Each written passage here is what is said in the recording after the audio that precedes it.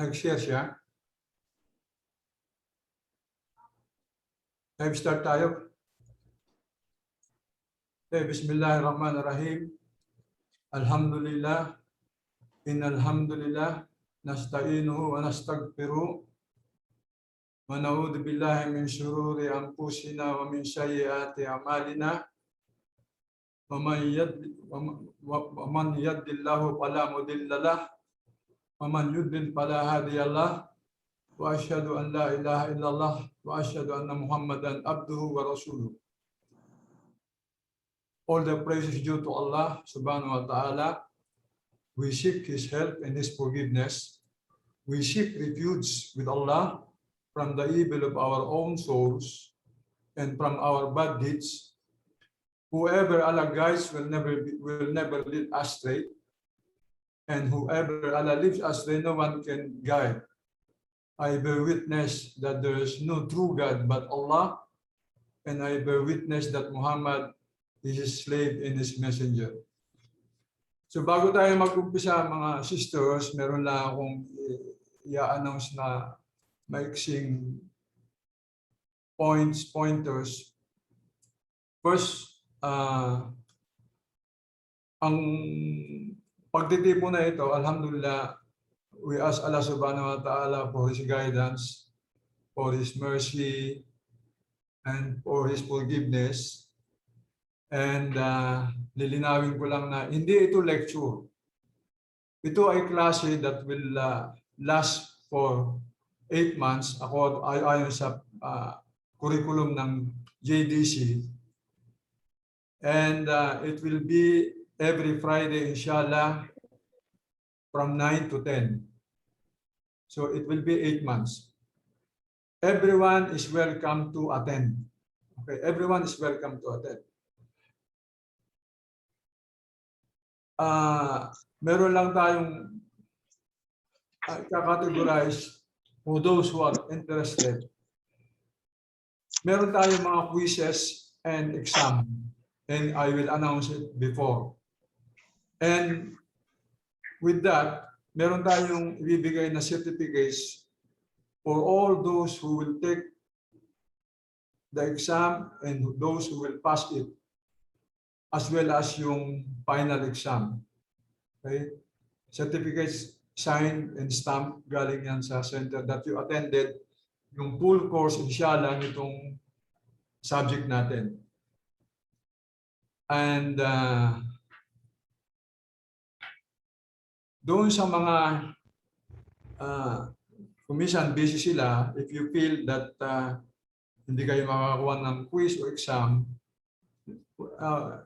it's your own choice. Pero I suggest na kahit na meron kayong na-miss na subject, kumuha din kayo ng exam. Una, wala namang bumabagsak sa exam sa center. Ewan ko lang kung may nagbabagsak ng mga teacher, pero hindi dapat. Kasi yun ay pag-review lamang ng mga napag-aralan. And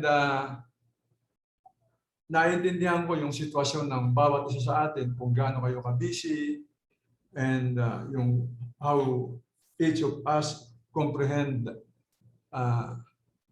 yung mga subject according to, as I said, yung situation natin. So inshallah, ang i-relay ko sa inyo ngayon is napaka-importanting bagay, okay, na dapat malaman ng isang Muslim. At ito yung subject na Sirah of the Prophet Muhammad sallallahu alaihi wasallam. Alam ko na meron kayong natanggap na free advice na nakalagay doon, the Sealed Nectar. Nakalagay, napitin nga, Sealed Nectar. Ano ba yung, ano na yun? Babasahin ko lang. Lilinawin ko lang yung konti na yun. Kung nakalagay doon, okay, the Sealed Nectar, Biography of Prophet Muhammad sallallahu alaihi wasallam. For the information of all, yung Sealed Nectar, isa yan sa mga maraming librong naisulat patungkol kay Propeta Muhammad sallallahu alaihi wasallam. Dahil yan ang nakalagay doon sa pre-advice sa inyo, I do recommend na kung maida-download yung libro na yan, i-download ninyo. Kasi marami akong kukuhanin diyan na i-relay ko sa inyo. At hindi lamang yan yung libro gagamitin ko. Because meron din akong gagamitin ibang libro, in particular yung Talatul Usul. Okay, yung Usul al-Talata na kung saan nandun yung Knowing Your Prophet at saka marami ding ibang mga libro. Of course, dahil sa 8 months tayo, I do feel na hindi din natin matatapos itong sira kung hindi ko bibilisan, marathon. Kaya I do recommend na magbasa kayo ng, diyan na lang kayo mag-umpisa sa Silk Nectar kasi simple lang yung detalyado ng istorya dyan at madali ninyong maintindihan, inshallah. So pag sinabi nating sira, baka yung mga iba sa inyo hindi pa masyadong nakikita ba yung sira. Yung sira, ibig sabihin yan, or by the way, bago tayo mag-umpisa, meron lang ako isang hadith na bigla akong naalala. Kasi ito yung hadith na ito is very related sa ating topic na sira. And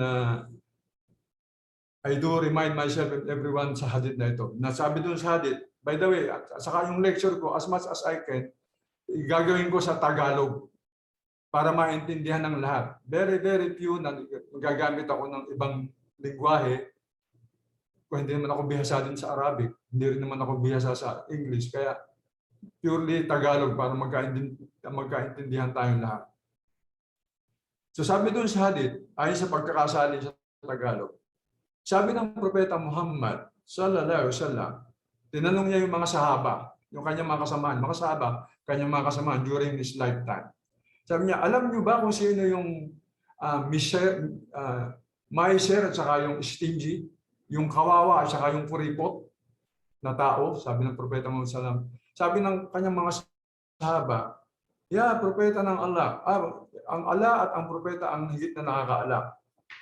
Allah wa Rasulu alam, sabi niya gano'n. Sabi ng Propeta Muhammad sallallahu alaihi wasallam, ang pinakakawawa o kuripot na mga tao is yung kung saan nadinig niya yung pangalan ko, na-mention yung pangalan ko, and they do not respond, they do not send salawat. Ano yung salawat? Sallallahu alaihi wasallam. Yung sinasabi mo na may Allah's peace and blessings be upon our prophet. Iyon yung sinabi ng Propeta Muhammad sallallahu alaihi wasallam na mga kawawa at saka mga kuripot. Kaya dito, sa hadith na ito, sinabi sa atin na duty sa isang Muslim o Muslima na kapag nadinig niya ang pangalang Muhammad, Prophet Muhammad, duty natin o right natin na sabihin natin yung salawat, sallallahu alaihi wasallam, o yung may the peace and blessing of Allah be upon him, sa ating Propeta Muhammad sallallahu.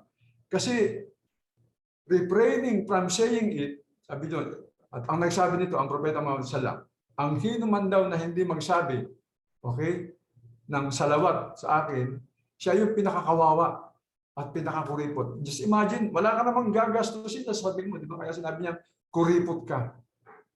Yung hindi ka nagre-respond, hindi ka nagbibigay ng respeto sa mahal na Propeta mo, ikaw ay kawawa. Okay, so walang sino man, especially kapag nagaling sa labi ng Propeta Muhammad sallam, na kapag nadinig mo yung pangalan ni Propeta Muhammad sallam, kailangan magbanggit ka ng salawat. And this is very related kapag nag-aaral ka ng sira ng Propeta Muhammad sallam. So ano ibig sabihin ng sira? Ang word na sira, ibig sabihin sa Arabic language, ibig sabihin ng sira, yung sira, yasiro, ibig sabihin yan, yung pagbibiyahe mo, you travel or you're on a journey. Yan ibig sabihin ng sira sa Arabic language, Lugatul Arabiya. Okay? Pero ang tawag yan yung sira, we are talking about yung person's journey through his life. Okay? We are talking about the person's birth, yung kailan siya pinanganak, yung mga events surrounding it, yung kanyang buhay, yung kanyang pagkamatay. And we are also studying yung manners at saka characteristic ng tao na yon. And it is called sira or sira datihi sa Arabic, yung pag sinabi mo yung resume, hinahanap yan mga Arabo, fi sira datihi, sabi niya, yun yung Arabic language. Pero pag tinawag natin sa Islamic science o sa Sharia, kasi iba yung Lugatul Arabiya sa Sharia, ang ibig sabihin ng sira sa Sharia, ito yung pag-aaral sa buhay ng propeta Muhammad sallallahu alaihi wasallam. Sa English, ito yung biography ng propeta Muhammad sallallahu alaihi wasallam. I will cut this one too. Ito yung pag-aaral ng kanyang buhay at lahat ng related sa kanyang buhay, mga information related sa kanyang mga pangyayari sa buhay niya, lahat ng aspeto na nakapaligid sa kanyang biography. Kasama din diyan yung kaalaman tungkol sa kung kailan siya pinanganak, bago siya pinanganak, okay? Yung kanyang pakihalubilo at saka yung kanyang how he deal with his companions, sa kanyang mga sahaba, sa kanyang pamilya, at saka yung mga taong nakapaligid sa kanya, at lahat ng mga pangyayari na nangyayari nung buhay pa siya at yung pangyayari ng yung kaunting pangyayari ng after his death. Yun ang ibig sabihin ng sira. Okay? So ang tanong, bakit kailangang pag-aralan ng isang Muslim o ng isang Muslima ang sira ng Propeta Muhammad sallallahu alaihi wasallam? Actually, hindi lang dapat Muslim ang nag-aaral dito.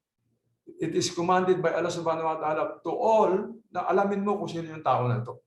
So yung unang tanong natin dito, mga kapatid, why do we have to study the sira of the Prophet? Okay? Yan ang una. To strengthen our iman, yung ating belief.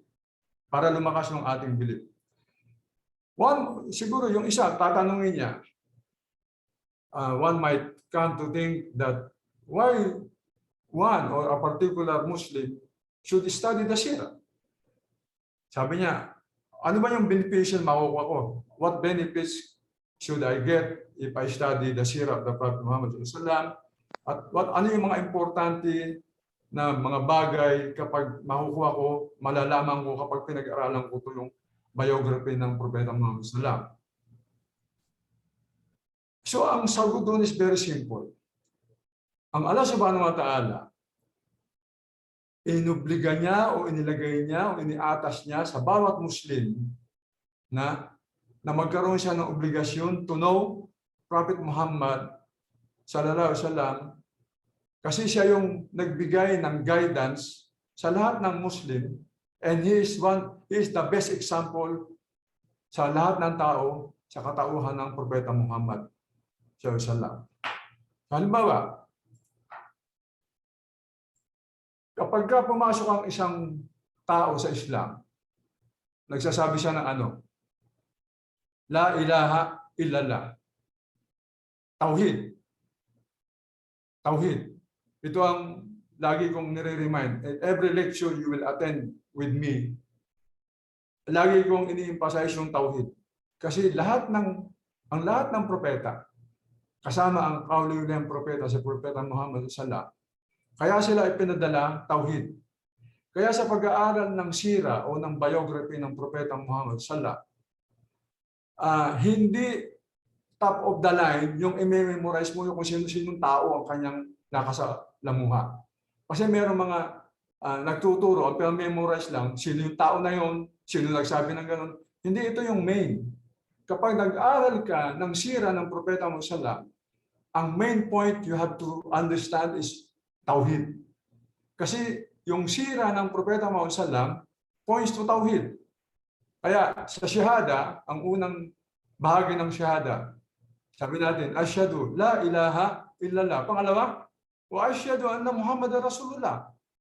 So yung tauhid, yung la ilaha illallah, para maintindihan mo yung tauhid, kailangan alamin mo yung pangalawang, yung kalima, yung asyhadu anna Muhammadar Rasulullah.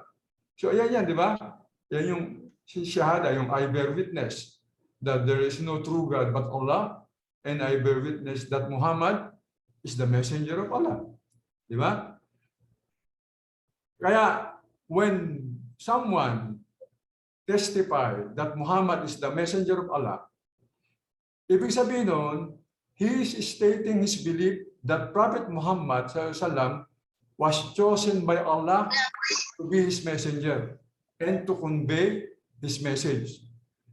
Kaya ito yung sinabi ng Allah subhanahu wa ta'ala sa Quran that Allah knows best with whom. Nasa Suratul An'am yan, ayah 124. Ang Allah subhanahu wa ta'ala ang pumipili kung kanino niya ibibigay yung mensahe para i-relay sa mga tao. In this particular case, yung huling umma na dadating sa daigdig, ang huling tao na inassign ng Allah subhanahu wa ta'ala, si Propeta Muhammad sallallahu alaihi wasallam. Kaya, it is but right to know who is Muhammad sallallahu alaihi wasallam.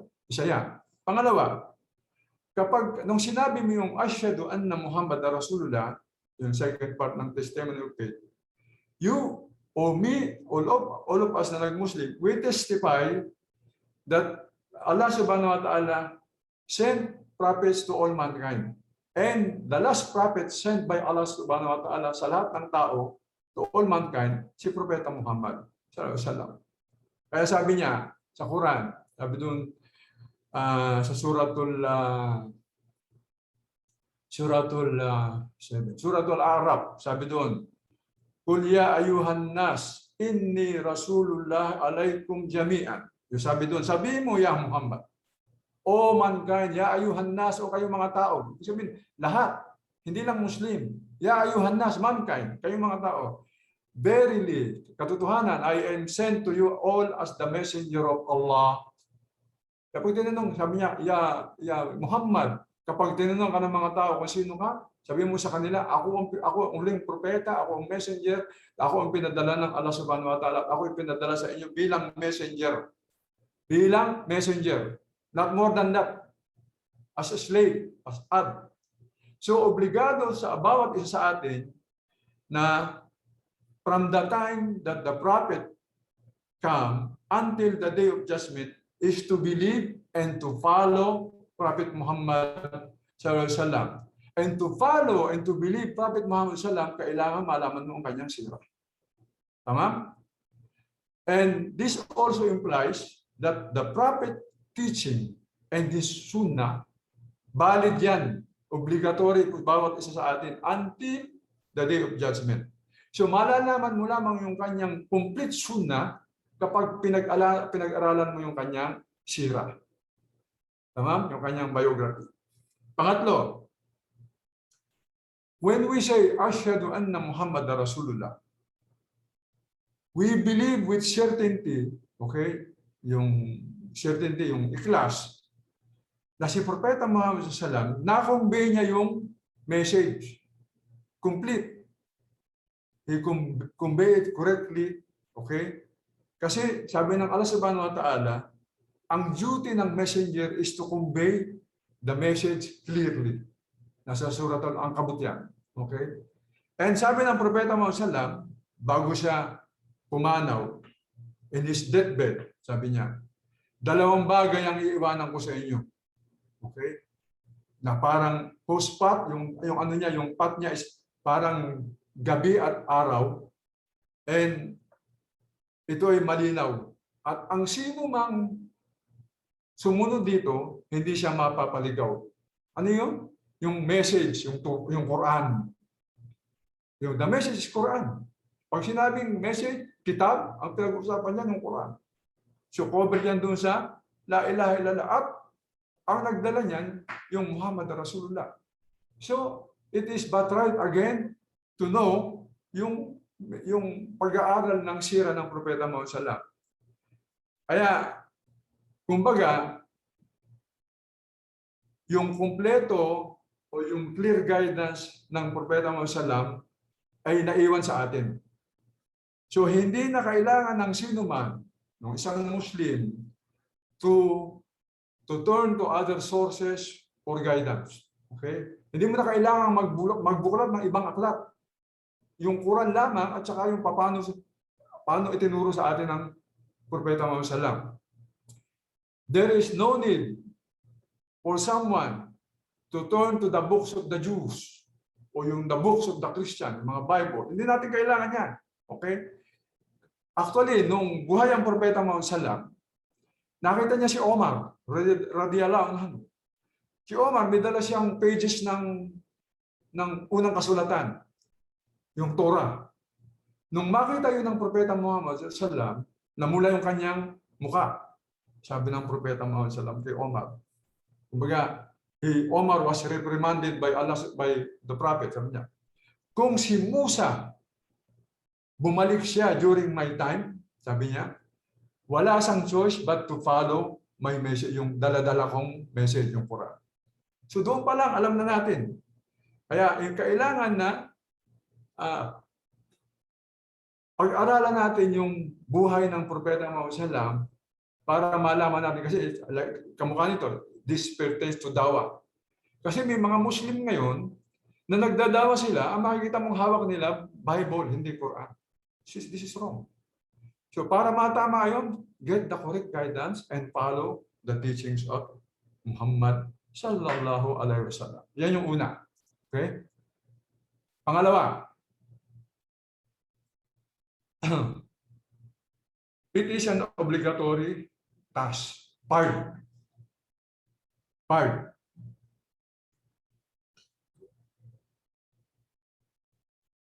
From the three fundamental principles, sa Talatul Usul, di ba? Nakalagay doon, obligado sa isang tao, okay, na malaman niya ang kaalaman about Prophet Muhammad sallallahu alaihi wasallam. Yung Talatul Usul, ito yung tatlong katanungan sa libingan. Okay, doon tatanungin ang bawat tao. Bawat tao, hindi ko sinabing Muslim, bawat tao, mapa-Muslim o hindi. Sa libingan, isa yan sa tanong sa tatlo. So, dapat malaman mo kung sino si Prophet Muhammad sallallahu alaihi wasallam. Ang unang tanong, halimbawa, tatanungin ka, man rabbuk, sino ang iyong Panginoon? Di ba? Pangalawa, madinok, ano ang iyong relihiyon? At yung pangatlo yan, manabiyo, sino ang iyong propeta?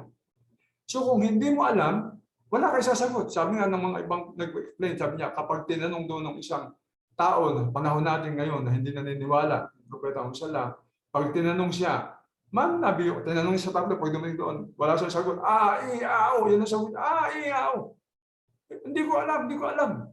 So sabi doon, mamasuhin siya, pupukpukin siya ng malaki-laking martilyo, umaso, na kung saan kapag yung maso na yun, o that hammer, strikes the mountain will turn into dust. Ganun kalakas. So importante, brothers, okay, and sisters, kung may brother man dito, yung pag-aaral ng sira ng Propeta Muhammad sallallahu alaihi wasallam. So kapag sinabing knowing your prophet, it involves 5 matters. Okay? Una, first, knowing his lineage. Pag-aaralan natin, inshallah, yung kanyang pinagmulan, kung kanino siya nagsimula. Okay? Na siya ay apong-apo, kaapo-apuhan ng Propeta Ibrahim. Doon sa mga umaten sa akin ng Hajj during lecture, na-i-relay ko sa inyo yung buhay ni Prophet Ibrahim. Kapag sinundan natin yan, susundan natin yan, papakita ko sa inyo next topic. Kasi ngayon, nasa introduction level pa lang ako. Itong week na to, itong araw na ito, nasa introduction level ako. So yung unang-unang aalamin natin, which will be part of the curriculum, yung kanyang lineage, yung kanyang pamilya. Kanino siya nagsimula, hanggang kanino at sino-sino ang kanyang mga pinagdaanan at sino ang kanyang mga naging asawa at mga naging anak, yung kanyang lineage. Importante yan sa isang Muslim. Pangalawa, dapat malaman ng bawat tao, bawat Muslim in particular, yung kanyang edad. Okay?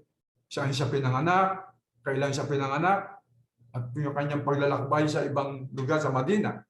Yung kanyang edad na kung saan ilang taon siya bago naging propeta, ilang taon siya naging propeta, anong taon siya namatay, saan siya namatay, bago pa yun, saan siya pinanganak, anong pangyayari bago siya pinanganak, at bakit siya nag-migrate sa Madina. Kailangan malaman niya ng isang Muslim. At malalaman mo lamang yan kapag pinag-aralan mo ang sira ng Propeta Muhammad sallallahu alaihi wasallam.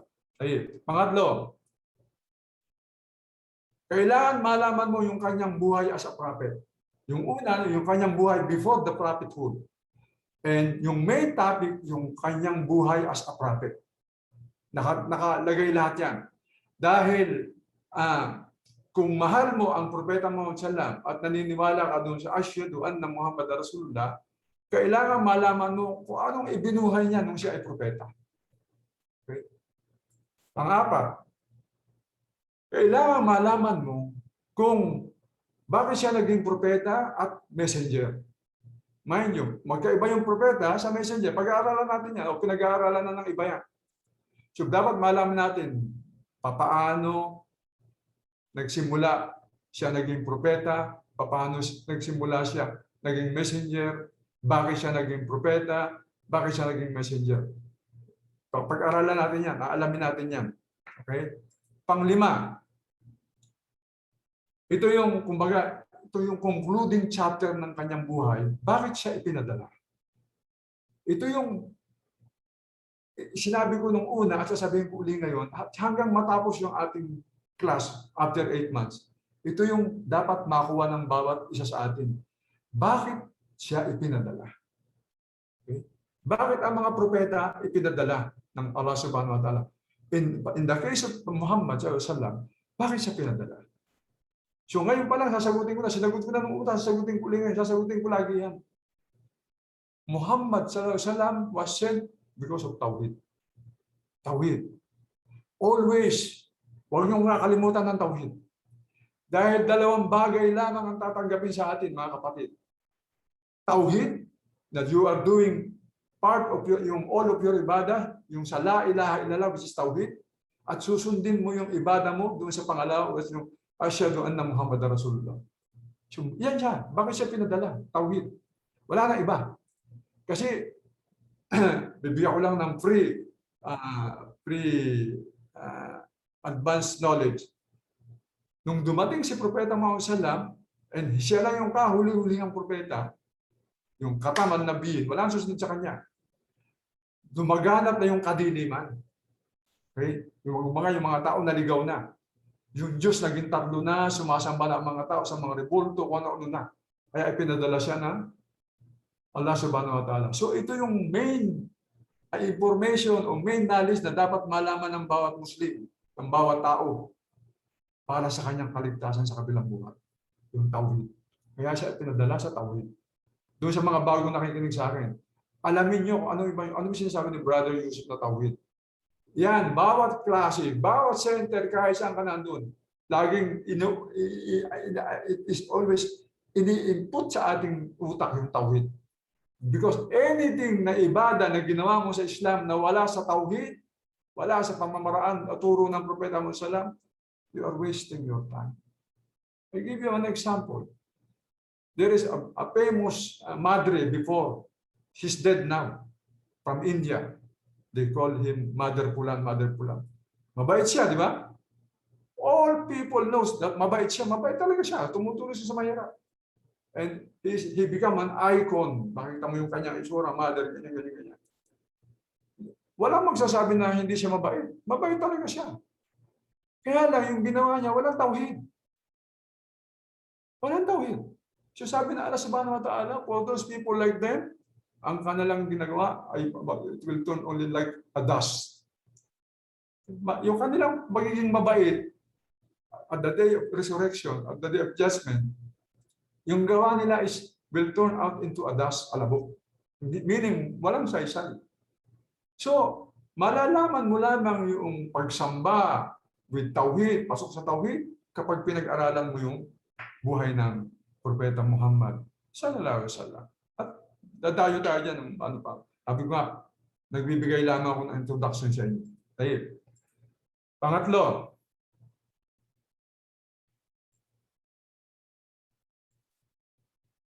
to understand the Quran and His Sunnah. Sa pag-aaral ng biography ng Propeta Muhammad sallam, yung kanyang sira, ito yung, ang foremost benefit niyan, okay, ay yung maintindihan mo ang Quran at saka yung Sunnah ng Propeta Muhammad sallallahu. Kasi ang Allah subhanahu wa ta'ala, ipinadala niya ang Quran, okay? And this is the ultimate guide for all mankind, yung Quran. At ito, walang pagdududa diyan sa Quran. Kaya nga pag binasa mo yung Quran, pag binuksan mo yung Quran, okay? Ang una diyan yung Fatiha, yung panalangin. Tapos pangalawa, Al-Baqarah. Meron doong ayat sabi niya, Dalikal kitab dalikal kitab la raiba fi hudan lil mustaqim. Dalikal kitab la raiba fi. Ito daw yung aklat, yung kitab, walang pagdududa. Okay. Kaya lang may mga tao na they don't understand the Quran itself when they read it themselves. Kaya sa Islam walang self-study. Kasi yung Quran is explained by the Quran, and sa amin sa iba, dagdag doon, ang Quran explained by the Sunnah. So importante yung pag-aralan mo yung biography ng Propeta Muhammad SAW, yung Sunnah niya, para maintindihan mo yung Quran.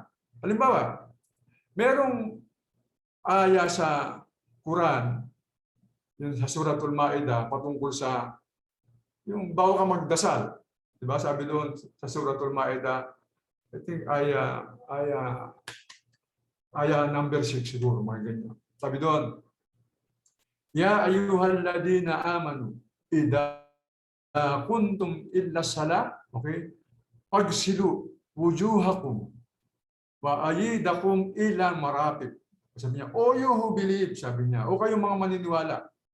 Patungkol ito sa mga atin, sa mga maniniwala. Kasi ang Quran, patungkol yan, pag sinabi, ya ayuhan na sa lahat ng tao. Pero namang sa mga believer, ya ayuhan ladina amanu, patungkol sa mga believer lang. Okay? So, pag tinawag ka niyang believer, alhamdulillah, pag tinawag ka niyang believer, it means you are a candidate to enter Jannah, you are just waiting for His mercy. Di ba?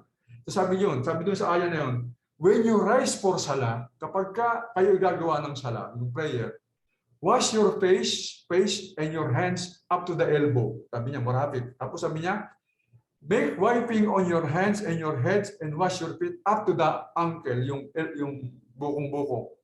So pagka hindi ka nag-aral ng sunnah o hindi mo pinag-aralan ang sunnah ng Propeta Muhammad at binasa mo lang ito, paano mo maintindihan?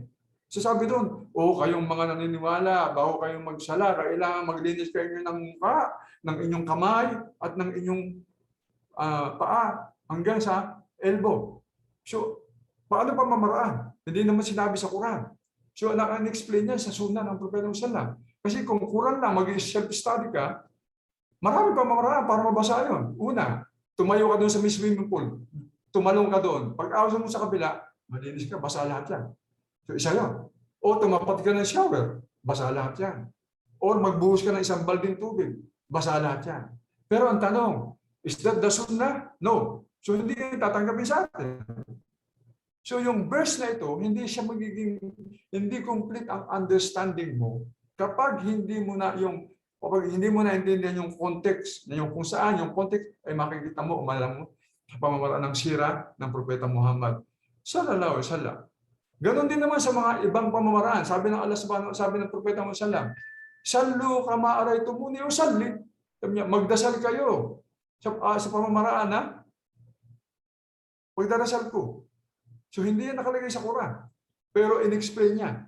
Kasi kapag ka nagdasal ka on your own, hindi sa pamamaraan ng Propeta Muhammad sallallahu alaihi wasallam, hindi yan tatanggapin.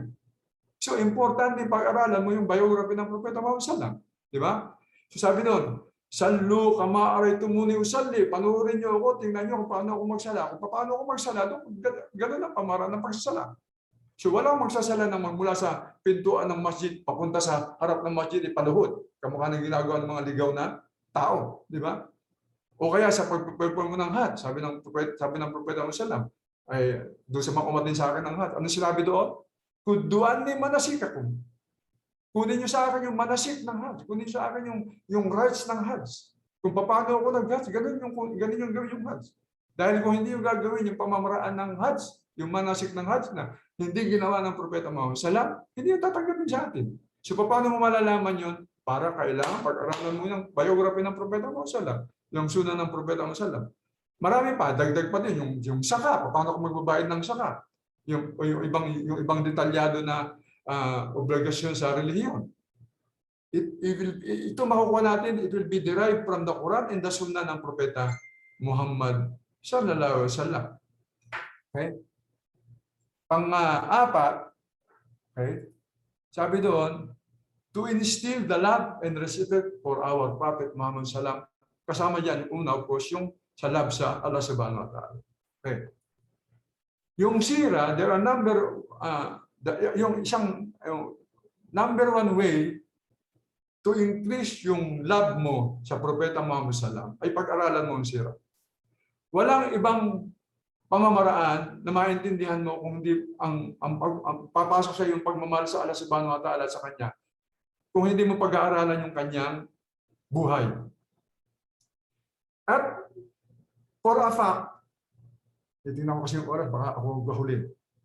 41 na. Di ba? For a fact, okay, almost majority ng umma o Muslim, neglect nila yung pag-aaral na ito, yung study na ito. Kasi karamihang Muslim, they are ignorant of Allah and the sunnah ng Propeta Muhammad.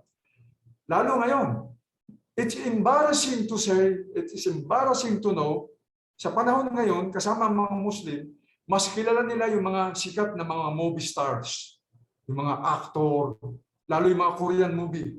Alam nila kung sino yung bida, pero hindi nila alam kung sino si Propeta Muhammad sallallahu alaihi wasallam. Sa sports, alam ng mga tao, kasama Muslim, kung sino yung mga magagaling na mga sports player. Okay? Pero hindi nila alam kung sino yung dapat na taong dapat alamin. Hindi nila kilala si Propeta Muhammad sallallahu alaihi wasallam. Alam ng Muslim ngayon kung kailan pinanganak si Marian Rivera. Tagfurullah. Pero hindi nila alam kung kailan pinanganak si Propeta Muhammad sallallahu alaihi wasallam. Alam ng Muslim ngayon kung anong paboritong pagkain ni Alice Dixon. Hindi nila alam, pero hindi nila alam kung anong paboritong pagkain ni Propeta Muhammad sallallahu alaihi wasallam. And then tatawagin silang Muslim o Muslima. So hindi, ibig sabihin, wala kulang ang pagmamahal mo sa Propeta Muhammad sallallahu alaihi wasallam. Dahil kung mahal mo ang Propeta Muhammad sallallahu alaihi wasallam, aalamin mo yung kanyang mga gusto. At meron naman mga tao, mga Muslim, na talagang sobra talaga ang pagmamahal nila sa Propeta Muhammad sallallahu alaihi wasallam. Meron akong nadinig isang lecture. Sabi niya, meron isang teacher, ang pangalan ng teacher niya, Muhammad Ashraf. So, nagtataka sa bakit ang pangalan Muhammad Ashraf? Kung if you convert it to English, Muhammad the 10th, di ba? So tinanong niya, curious siya, tinanong niya, bakit Muhammad the 10th ang iyong pangalan? So sabi ng teacher niya, kasi 15 kami magkakapatid. Okay, 5 ang babae at 10 kaming lalaki. So yung aking magulang sa pagmamahal kay Propeta Muhammad sallallahu alaihi wasallam, ang pinangalan niya sa lahat ng anak niya lalaki Muhammad. So siya, yung una Muhammad the first, Muhammad the second, Muhammad the third, hanggang dumating sa akin Muhammad the 10th. Ganon kamahal nung tao na yun si Propeta Muhammad sallallahu alaihi wasallam. Subhanallah. Ha? Yun ang bunga ng mga pagmamahal mo sa Propeta Muhammad sallallahu alaihi wasallam. Tapos sabi doon, mamahalin mo lang ang Allah Subhanahu wa Ta'ala at ang kanyang propeta kapag pinag-aralan mo yung kanyang buhay. Okay? Kaya sabi doon, sabi sa Quran, if you really love Allah, then follow me. Sabi doon, kung mahal mo daw ang Allah Subhanahu wa Ta'ala, kailangan sundin mo si Propeta Muhammad sallallahu alaihi wasallam. Kapag sinunod mo si Propeta Muhammad sallallahu alaihi wasallam, Allah will love you and He will forgive your sins. And because Allah is the most forgiving. Isa yan. Kung gusto mong mahalin ka ng Allah Subhanahu wa Ta'ala, sundin mo si Propeta Muhammad sallallahu alaihi wasallam sa kanyang lahat ng pinag-uutos. Paano mo malalaman yung pinag-uutos niya kung yung pag-aaralan yung kanyang sunnah, yung kanyang biography, ang kanyang sira? So we have to study yung sira. Tapos sabi doon, okay? Umuusok pa, di ba? Una, by the way, sabi doon, those who obey Allah and His Messenger are with those whom Allah has blessed, namely the prophets and the Siddiqin, the Shuhada and the righteous, and excellent other companions. Itong aya na ito sa Quran, may reason yan bakit yan binaba. Sabi ko sa inyo, maintindihan lamang natin ang Quran kapag pinag-aralan natin ang biography ng Propeta Muhammad sallallahu alaihi wasallam. Anong lesson dyan sa aya na yan? Sabi niya, yung isang sahaba, sabi niya, Ansari, yung sahabang Ansar, ibig sabihin taga Madina. Minsan kasama niya ang Propeta Muhammad sallallahu alaihi wasallam, kaharap niya ang Propeta Muhammad sallallahu alaihi wasallam, malungkot siya. Napansin siya ngayon ng Propeta Muhammad sallallahu alaihi wasallam, sabi niya, Akhi, isang Ansari, si Bin Jabir siguro, parang gano'n. Bakit ka malungkot? Bakit ka, kumbaga, pansin na propeta sa malungkot siya. Sabi ng tao na yon, Ansari, sabi the helper. What is it? Sabi niya, tingnan mo niya, propeta ng Allah. We come to know you, sabi niya, nakilala ka namin at kasama kami day and night. We look at your face, sitting with you every day, every night. Tomorrow, sabi niya, dadating ang panahon na Allah will raise you. And He will raise you with the prophets, and He will not be able to see you. Sabi niya, sabi ng Ansar na yun. Sabi ng propeta sallam, hindi siya nagsalita. Hanggang dumating yung aya na yan, binabayan ng Angel Jibril. Sabi sa aya, and whoever obeys Allah and the messenger, then they will be in the company of those on whom Allah has bestowed His grace of the prophets at sinunod niya asyadikin. So, ibig sabihin dito, kung mahal mo ang propeta mo sallam at gusto mo siyang makasama, sa paraiso, sundin mo yung kanyang pinag-utos. Kasi sabi sa aya, whoever obey Allah, whoever obey the messenger will be with the messenger. Sa paraiso. Kasi pag sinunod mo ang messenger, you obey Allah. And bilang reward ng Allah subhanahu wa ta'ala, you will be with whom you love.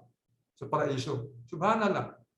And inline ito sa hadith na narrated ni Abu Hurairah, if you remember, sabi doon, whoever obeys me, sabi ng propeta sallam, whoever obeys me has disobeyed. Whoever obeys me, he has obeyed Allah.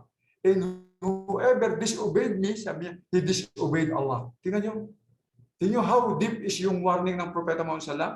From his own lips, sabi niya, ang sino man daw sumuway sa kanya, sinuway niya ang Allah subhanahu wa ta'ala. At ang sino mang sumunod sa kanya, sinunod niya ang Allah subhanahu wa ta'ala. From the lips mismo ng propeta Muhammad sallam. Di ba sabi sa Quran, wa ma yantiqu anil hawa in huwa yuhyin wahyun yuha. He is not speaking on his own desire. Whatever he hears, he speak. Sabi niya. So yung mga salita na yun is from Allah subhanahu wa ta'ala. So kaya gusto mong pumasok sa paraiso and you want to be with the prophet, obey the messenger. If you obey the messenger, you obey Allah subhanahu wa ta'ala. And as a reward, Allah will put you in Jannah with whom you love. Subhanallah. Subhanallah. Tapos sabi pa doon, dagdag pa dyan, merong isang pangyayari noon, sabi doon, narrated by Malik, na sabi ng propeta Muhammad sallam, hindi ka magiging tunay na Muslim. Okay? Hanggang hindi mo minamahal ako ng higit sa lahat, o i-rephrase ko, hindi ka magiging tunay na mananiwala o tunay na Muslim kapag ka mas mahal mo yung mga anak o yung ama o yung yaman o yung kasamahan kaysa sa akin. Kailangan yung pagmamahal, explain ko yan, kailangan yung pagmamahal mo sa lahat, mauuna doon yung pagmamahal mo sa Allah at susunod yung propeta Muhammad sallam, bago mo palang susunod yung kung sino yung gusto mo mahalin. Hindi po pwedeng maunang mahalin ko ang aking asawa. Kailangan mauna muna ang Allah, ang propeta Muhammad sallam, bago yung gusto kong mahalin. Hindi po pwedeng mataas sila doon sa dalawa. Okay? Hindi yung po pwede. Hindi yung katangian ng isang believer. So, paano mo mamahalin ng Allah subhanahu wa ta'ala at ang propeta kung hindi mo alam yung kanyang buhay? Di ba? So, dito, tapos sabi niya, meron pang dagdag dito. Sabi ni Abu Hurairah, yung sinabi ko, whoever obeys me, obeys Allah. Unfortunately, ngayon, sa panahon ngayon, mas mahal pa ng mga Muslim yung mga artista sa pelikula kaysa kay Propeta Muhammad sallam. Makikita mo yung mga post nila, ay napano mo ba yung ganitong ano ba yung sumunod na kabanata ng probinsyano, mga ganyan, o kaya yung mga Korean film, Korean movie. Pinag-uusapan niya ng mga Muslim. Pero itanong mo, ano yung istorya about yung love story between love story ni Muhammad yung Khadija? Subhanallah, wala nakakaalam. Kung alam nyo lang mga kapatid, ang pinakamagandang love story, yung istorya ng Propeta Muhammad sallam at saka ng Khadija at saka ng mga asawa. Subhanallah. Nagaganda kayo sa love story ni Ding Dong sa kanya Maria? No way! Mas maganda ang storya ng love story ng Propeta Muhammad sa kanyang mga asawa. Diba? Kasi yung pagmamahal sa Allah subhanahu wa ta'ala. Yun ang alamin niyo, brother, mga sisters. Hindi yung pagmamahal ng kung sino-sino. At bilang, pag nalaman niyo yun, hindi din kayo maluloko ng mga ibang brothers. Hindi kayo maluloko. Dahil ang kaalaman sa pag-aasawa, makukuha mo sa sunan ng Propeta Muhammad sallallahu. Kamukha nung last Eid, may natinan ako isang wedding. Always, if I am invited to share a speech sa wedding, hindi ko kinakalimutan yung part na nasabi ng Propeta Muhammad sallallahu. Kung pipili ka ng asawa, galing sa Propeta Muhammad sallallahu, kung pipili ka ng asawa, piliin mo yung religyosa o religyoso. Dahil ang pagpili ng asawa, sabi niya, una, pipili mo maganda, mayaman, ayon sa kanyang ng pamilya niya, at saka yung religyoso. Ang pinipili ng iba, maganda. Sabi niya, ang ganda, lilipas din yan. Tingnan mo yung asawa ko ngayon. Anong edad niya? Wala na yung ganda. Bakas na lang ang ganda niya. Di ba? Pero kapag pinili mo religyosa, alhamdulillah, meron siya. Nandun yung kanyang pagpiling religyosa. Subhanallah. Subhanallah. And unfortunately, sabi ko nga, ang mga Muslim ngayon, nakakalimutan ito. In the Quran, sisters and brothers, kung meron man dito, almost there are more than 50 verses in the Quran commanding us to take Prophet Muhammad as an example. Sabi sa Quran, indeed, sabi yun, there is for you in a messenger of Allah an exemplary manner, a perfect conduct. Kung gusto niyo maganda ang ugali ninyo, sundin niyo yung basahin niyo o pag-aralan ninyo yung buhay ng Propeta Muhammad sallallahu. Kasi in every angle mo tingnan, studying the Sirah is studying the best of the best of the best. Studying the Sirah is studying our religion and study of how Allah changed the world with Islam over a period of 23 years. Yung 23 years na prophethood ng Propeta Muhammad sallallahu.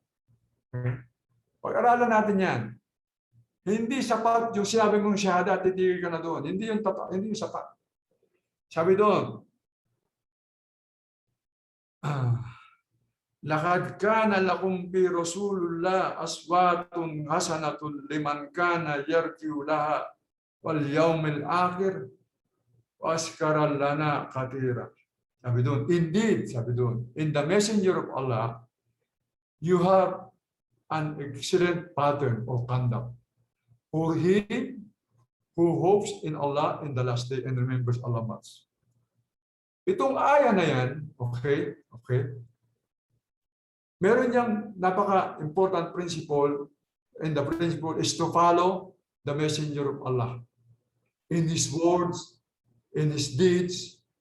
Kasi yung sinabi niyang uswatun, yung word na uswat, ang ibig sabihin niya, excellent pattern. Kumbaga yung the best example, yung uswa, ay na kay Propeta Muhammad sallallahu. Dalawang propeta lang ang sinabihan ng Allah subhanahu wa ta'ala dyan sa Quran. Si Prophet Abraham, tsaka si Prophet Muhammad sallallahu.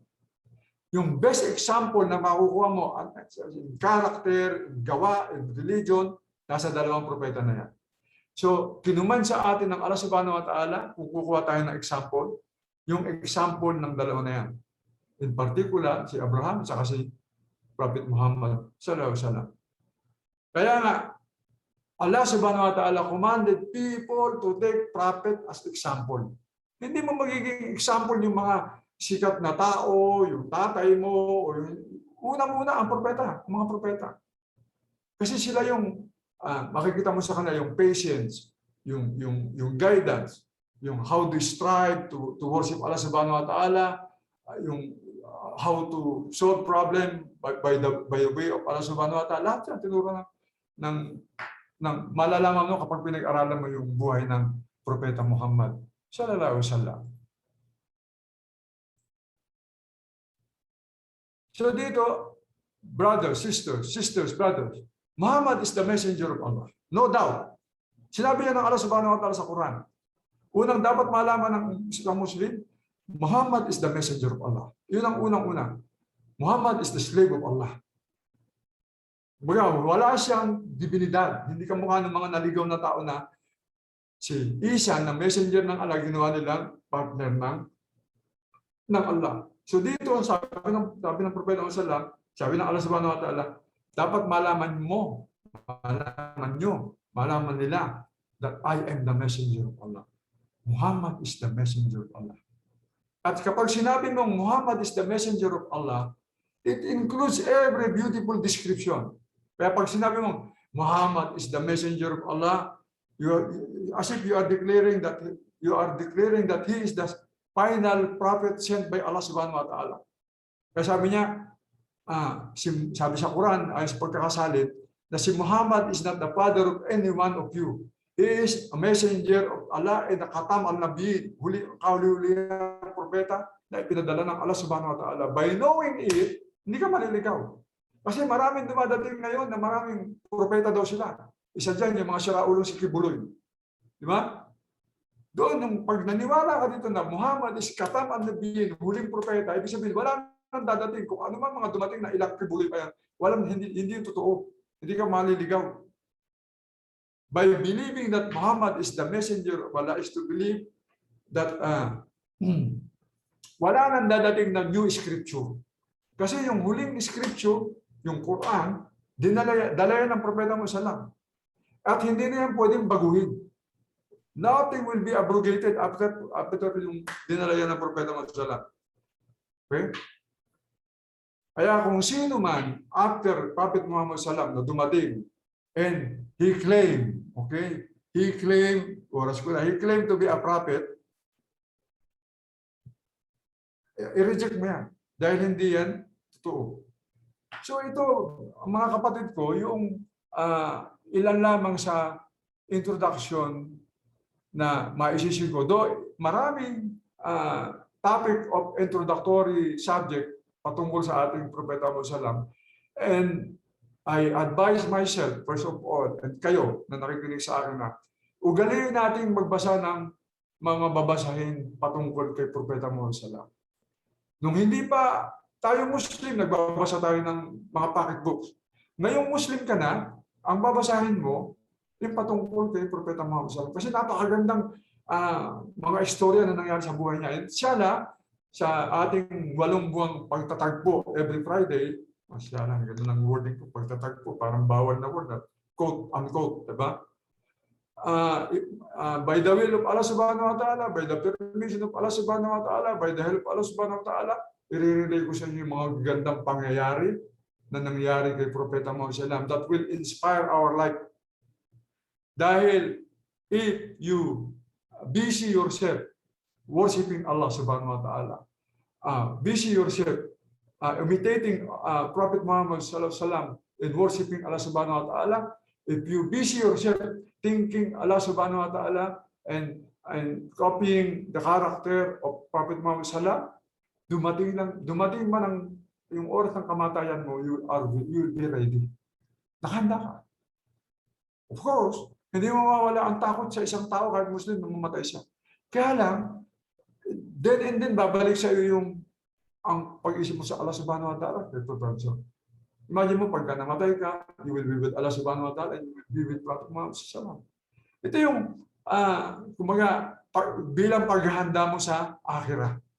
Sabi ng mga ibang scholars, ang matatalinong tao, okay, hindi yung mga taong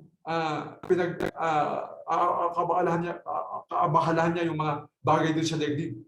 Ang matatalinong tao, yung mga pinag-uusapan niya, pinag-aaralan niya ang patungkol sa Allah subhanahu wa ta'ala, sa kanyang mga propeta, sa kanyang propeta Muhammad sallam, okay, at ina-apply niya ito, okay, at pinag-ahandaan yung akhirat. Yun ang matatalinong tao. At ang ginagawa natin ito sa paghahanda sa ating akhirat. My new sisters and brothers, all of us will die. Posibleng mauna ako o posibleng mauna kayo. Kung gusto niyo mauna kayo. But for sure, mamamatay tayo lahat. It's certain. Hindi lang natin alam kung kailan.